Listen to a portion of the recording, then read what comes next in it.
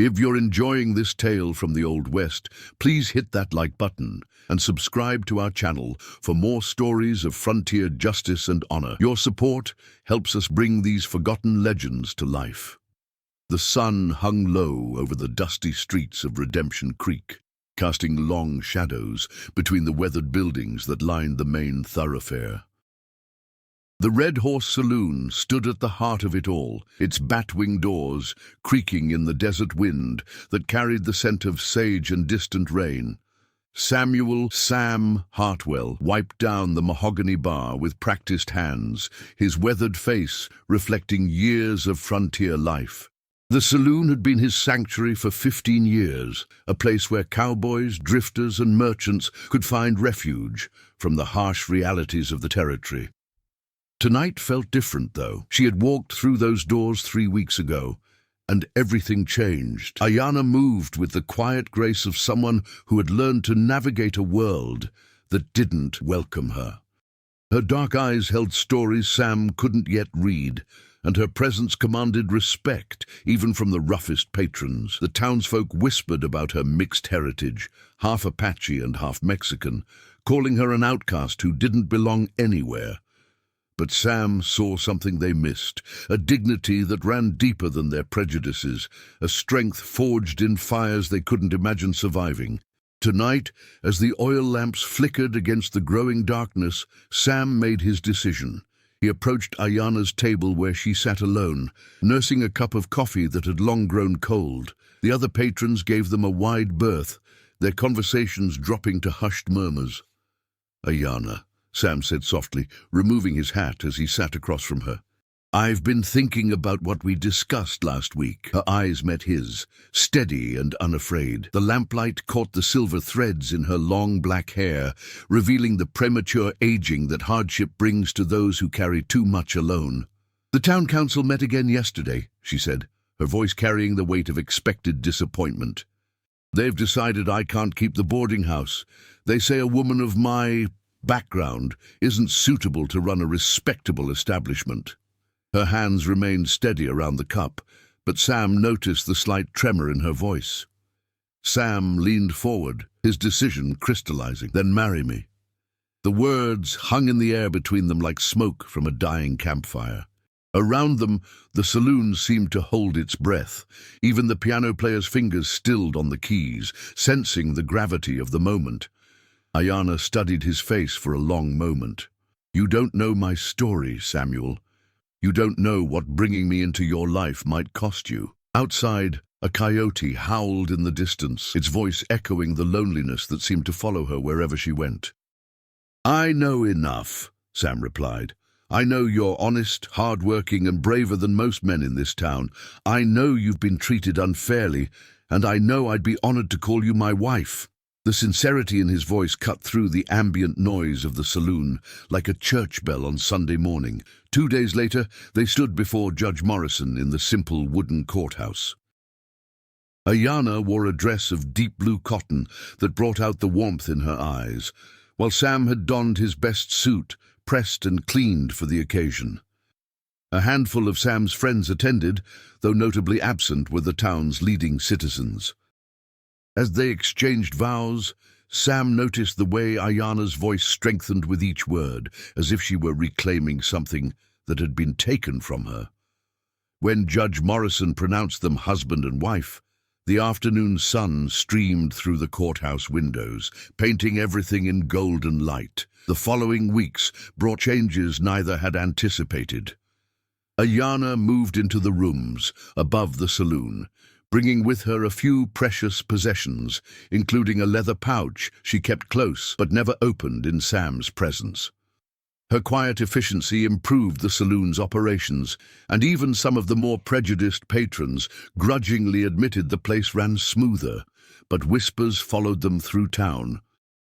Some questioned Sam's judgment, while others made cruel speculations about his motives. The banker's wife, Mrs. Cordelia Whitman, led a campaign to have that woman removed from respectable society, organizing boycotts and spreading rumors designed to damage Sam's business.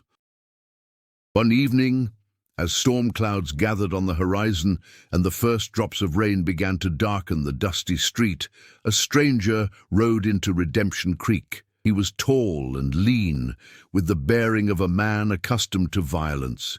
His horse was lathered with sweat, and his eyes held the hunted look of someone running from something terrible. The stranger pushed through the saloon doors just as thunder rumbled overhead. His gaze swept the room before settling on Ayana, who was serving drinks to a table of cowhands. Something passed between them, a recognition that made Sam's hand instinctively move toward the shotgun beneath the bar. "Ayana," the stranger said, his voice carrying an accent that spoke of education mixed with desperation. "I finally found you." The cowhands sensed trouble and quietly moved away from the table, their chairs scraping against the wooden floor as they sought safer positions. Ayana straightened, her face becoming a mask that revealed nothing. "Marcus," she replied evenly.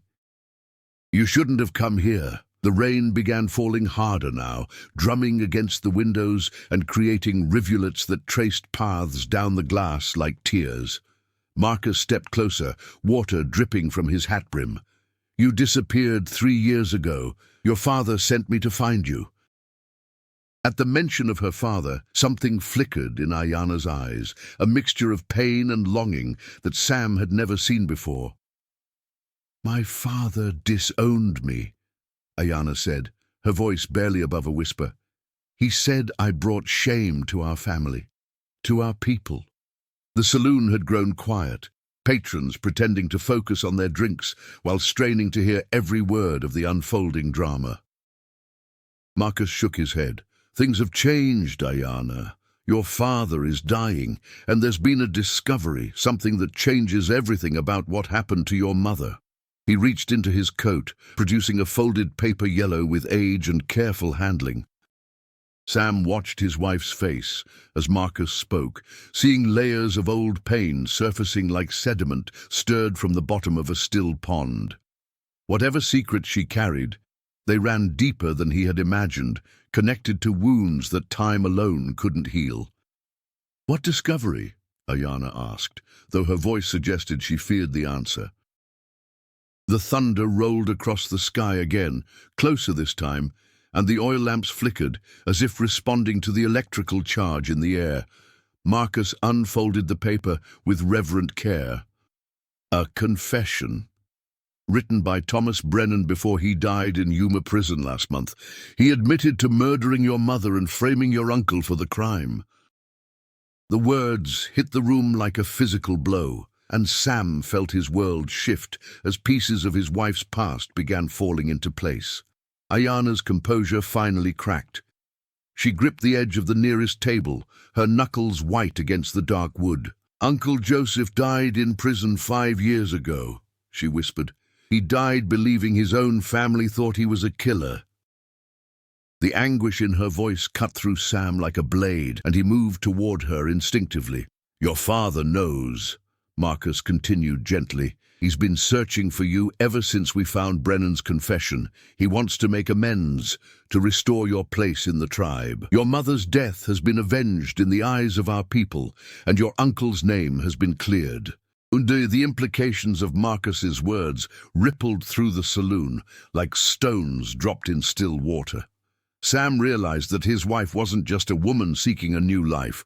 She was an exile whose very identity had been torn away by false accusations and family shame. Ayana looked at Sam, her eyes swimming with unshed tears. "I was 18 when my mother was killed," she began, her voice thick with emotion. "She was found murdered near the creek that runs through our tribal lands. Evidence pointed to my uncle, my father's brother, who had been drinking heavily and had argued with her the night before." She paused, gathering strength before continuing. "I defended him. I knew in my heart that Uncle Joseph couldn't have done such a thing, despite his problems with alcohol, but the evidence seemed overwhelming, and even my father believed in his guilt." The rain continued its relentless assault on the windows, creating a rhythm that seemed to underscore her words. "When I continued to insist on his innocence, my father said I was dishonoring my mother's memory. He told me that as long as I defended a killer, I had no place among our people. Her voice broke slightly, so I left. I've been wandering ever since, trying to build a life somewhere that didn't know my shame. Sam reached for her hand, feeling the calluses that spoke of hard work and harder choices. "You have no shame," he said firmly. "You stood up for what you believed was right, even when it cost you everything." The simple truth of his words seemed to anchor her, and she squeezed his hand gratefully. Marcus stepped forward again. "There's more, Ayanna. Brennan's confession revealed that he killed your mother because she discovered he was selling rifles to enemies of the tribe. Your uncle found out and confronted Brennan, who then framed him for the murder." The final pieces of the puzzle fell into place with devastating clarity. "Your father wants you to come home," Marcus continued. "He wants to perform a ceremony to officially restore your standing in the tribe. He's prepared to publicly acknowledge his mistake and ask for your forgiveness before all our people." The weight of redemption hung in the air like incense, heavy with possibility and pain. Ayanna looked around the saloon, at the faces of people who had become her community. However, reluctantly, some had accepted her. Her gaze settled on Sam, and he could see the war being fought behind her eyes between past loyalty and present love. "I can't just leave," she said finally. "This is my life now. Sam is my husband. This place is my home." But even as she spoke the words, Sam could hear the uncertainty in her voice, the pull of a heritage that had been denied to her for so long. Sam studied his wife's face, seeing the conflict tearing at her heart. He thought about the leather pouch she kept close, the way she sometimes stared toward the mountains with longing in her eyes, the careful way she had learned to hide parts of herself from a world that didn't understand. "Go," Sam said quietly, the word surprising even him. "Go back to your people, at least for the ceremony. You need to hear your father's words, need to reclaim what was stolen from you." The sacrifice in his offer was evident to everyone in the room. Ayanna shook her head. "I won't abandon you, Samuel. I won't run away again."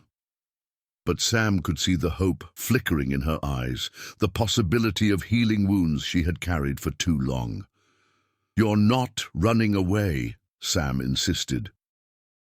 "You're going home to set things right, and then you'll decide what comes next with a clear conscience and a whole heart." The generosity of his love showed itself in his willingness to risk losing her for her chance at peace. The storm outside began to subside, the thunder growing more distant as the weather moved on toward the mountains. In the gradually calming night, decisions crystallized like dew forming on prairie grass. Marcus stayed the night, sharing stories of Ayanna's childhood and the father who had spent 3 years regretting his harsh judgment. As dawn broke over Redemption Creek, painting the desert in shades of rose and gold, Ayanna made her choice. "I'll go," she told Sam, as they stood together on the balcony outside their bedroom, "but only if you come with me. I want my father to meet the man who saw my worth when no one else would." The invitation carried weight beyond mere introduction. It was an offer to bridge 2 worlds. Sam considered the implications. Leaving the saloon, even temporarily, would cost him business and might give his enemies in town the ammunition they needed to drive him out permanently. But looking at his wife's face, he saw something he had never seen before. Hope for true peace. "All right," he agreed, "but we come back here afterward. This is where we've built our life together." The compromise satisfied them both, honoring past and present while keeping faith with their shared future. The journey to Ayanna's tribal lands took 6 days through country that grew more rugged and beautiful with each mile. Sam had never ventured this far into Apache territory, and he found himself awed by the stark magnificence of the landscape and the deep connection his wife showed to every landmark and natural feature. As they approached the village, Sam could see riders in the distance, and he realized they had been expected. Ayanna's father, Chief Standing Bear, had sent an escort to ensure their safe passage through lands where white men were not always welcome. The village itself was larger than Sam had imagined, with traditional dwellings arranged in family groups around a central area where communal activities took place. Children played between the homes, while women worked at various tasks, their voices creating a gentle hum of daily life. Chief Standing Bear waited for them at the center of the village, surrounded by elders and family members. He was a man in his 60s, his hair now more silver than black, but his bearing still proud and strong. When his eyes met Ayana's, the years of separation and pain were visible in both their faces. "My daughter," he said simply, his voice carrying the weight of 3 years of regret. "I have been waiting to say words that should have been spoken long ago." The formal greeting couldn't mask the emotion in his voice. What followed was a ceremony unlike anything Sam had ever witnessed. The entire tribe gathered as Chief Standing Bear publicly acknowledged his error in judgment and asked for his daughter's forgiveness. The ritual included the burning of symbols representing past wrongs and the sharing of sacred smoke that bound the community in renewed unity. When Ayana spoke, her words were in her native language, but Sam could understand their power through the reactions of those around them. She forgave not just her father, but the entire community that had allowed fear and circumstance to drive her away. The celebration that followed lasted 3 days. Sam found himself welcomed with a warmth that surprised him, treated not as an outsider, but as family. He learned about Ayana's mother, a woman renowned for her healing skills and wisdom, and began to understand the depth of loss his wife had endured. On the final evening, Chief Standing Bear approached Sam privately. "You could stay," he offered. "Both of you. There is a place for you here, a role you could fill in our community." The offer was genuine, extended with the respect of one leader to another. Sam was touched by the invitation, but he shook his head. "Ayana and I have built something together in Redemption Creek. We have responsibilities there, people who depend on us." He paused, choosing his words carefully. "But we'll come back to visit, and our children will know their heritage." The journey home was different from their trip out. Ayana rode taller, her shoulders straighter, as if a burden she had carried for years had finally been lifted. She spoke more freely about her childhood, her dreams, and her hopes for the future they were building together. When they crested the final hill before Redemption Creek, Sam felt a surge of anticipation. The town spread out below them, dusty and imperfect, but theirs nonetheless. The Red Horse Saloon stood exactly where they had left it, waiting for their return. But as they rode down the main street, Sam noticed something was wrong. Windows were boarded up, and there were fewer people on the streets than usual. A knot of worry formed in his stomach as they approached the saloon. Deputy Marshal Jake Thompson was waiting for them on the saloon's front porch, his usually cheerful face grim with bad news. "Sam," he said as they dismounted, "I'm glad you're back. We've had some trouble while you were gone." "A drill." Inside the saloon, Jake explained what had happened. Mrs. Whitman had used their absence to escalate her campaign against them, spreading rumors about Sam being killed by savage Indians and claiming that Ayana had led him into a trap. The lies had taken root in some quarters, damaging Sam's reputation and driving away customers. "It gets worse," Jake continued reluctantly. "Some of the town council members are talking about revoking your liquor license. They claim your extended absence shows you're not a reliable business owner." The injustice of the situation was evident in the deputy's voice. Ayana listened to the recounting with growing anger. After everything they had been through, after the healing and reconciliation she had found with her people, to return to the same small-minded prejudice felt like a betrayal of the progress they had made. "We're not giving up," she declared, her voice carrying the strength she had inherited from both her parents. "This town needs to learn that hatred has a cost, that driving away good people makes everyone poorer." The determination in her eyes reminded Sam of why he had fallen in love with her in the first place. The next morning, Sam and Ayana began the work of rebuilding their business and their reputation. They reopened the saloon with a celebration that invited the entire town, offering free drinks and food to anyone who would come. The gesture of goodwill drew a larger crowd than expected, including some who had been swayed by Mrs. Whitman's campaign. As the evening progressed, Ayana shared some of the stories she had learned during their visit to her tribal lands, tales of courage and honor that resonated with the frontier values most of the townspeople claimed to hold. Sam watched his wife command the room with quiet dignity, winning over hearts and minds through the simple power of truth. The real test came when Mrs. Whitman herself arrived, flanked by her most dedicated supporters. She had come to confront them publicly, to make a final push to drive them from town. But she had underestimated the change that had taken place in both Sam and Ayana during their journey.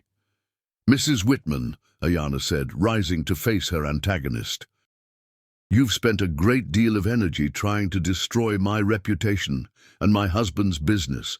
I'm curious about what you hope to gain from our failure." The directness of the question caught the older woman off guard. "I'm protecting this town's moral standards," Mrs. Whitman replied stiffly. "Decent people shouldn't have to associate with your kind."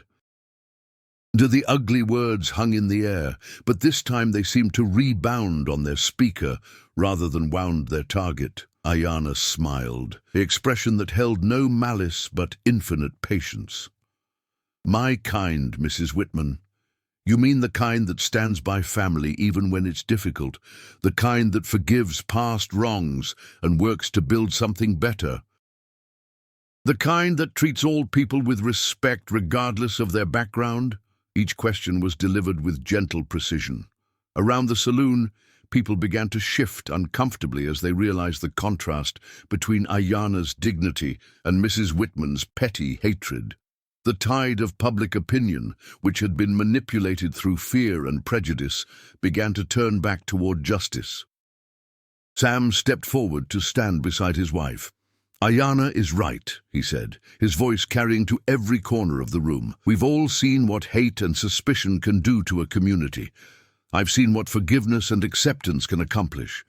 The choice of which path we take is up to all of us." In the days that followed, the town of Redemption Creek began to live up to its name. People who had been swayed by Mrs. Whitman's campaign began to see the damage their prejudice had caused, not just to Sam and Ayana, but to the community as a whole.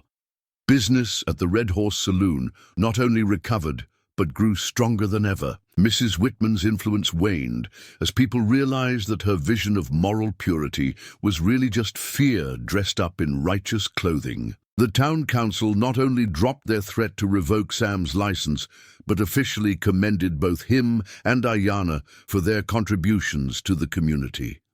6 months later, as autumn painted the desert in shades of gold and crimson, Ayana discovered she was pregnant. The news filled both her and Sam with joy, representing not just their personal happiness, but the future they were building together. Standing on their balcony one evening, watching the sun set over the mountains that held her tribal lands, Ayana reflected on the journey that had brought them to this moment. She had found her way home to her people and had brought that sense of belonging back to create something new in Redemption Creek. Sam joined her at the rail, sliding his arm around her waist. "Any regrets?" he asked, though he already knew the answer from the contentment in her eyes. "None," she replied, leaning into his embrace. "I've learned that home isn't just a place. It's the people who see your worth and stand by you through everything." The wisdom she had gained through pain and healing now guided their shared life. As the stars emerged in the darkening sky, they began planning for the child who would grow up knowing both worlds, carrying the best of both heritages into a future full of possibility. The sound of laughter and music drifted up from the saloon below, evidence of the community they had helped heal and strengthen. Their story had become part of Redemption Creek's history, a testament to the power of love to overcome prejudice and the strength found in embracing rather than fearing what is different. In choosing to fight for their place in the town, rather than retreat from conflict, they had changed not just their own lives, but the character of their entire community.